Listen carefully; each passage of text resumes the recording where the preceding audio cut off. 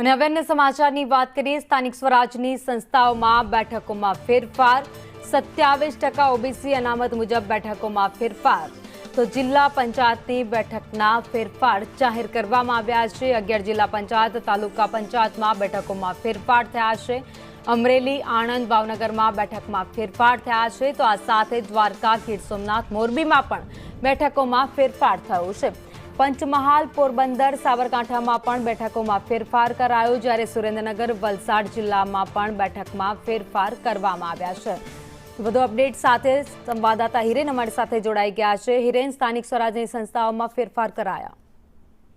સ્થાનિક સ્વરાજ્યની આ સંસ્થાઓમાં 27% ઓબીસી અનામત જે રાજ્ય સરકારે ગત વર્ષે આપી છે અને એના આધારે તમામ જે આ સંસ્થાઓ છે એમાં જે બેઠકો છે એ બેઠકોના રોટેશન અનામત જે સીટો છે એમાં ફેરફાર કરવામાં આવ્યો છે।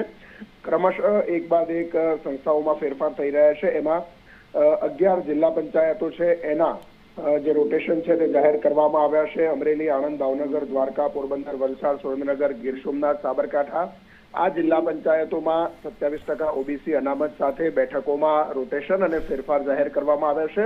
અને આ તમામ 11 જિલ્લા પંચાયતો અંતર્ગત આવતી જે તાલુકા પંચાયતો છે એ તાલુકા પંચાયતોના રોટેશન પણ જાહેર કરવામાં આવ્યા છે।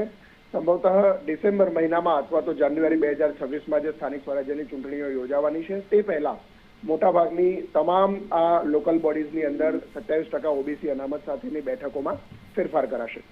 આભાર માહિતી માટે।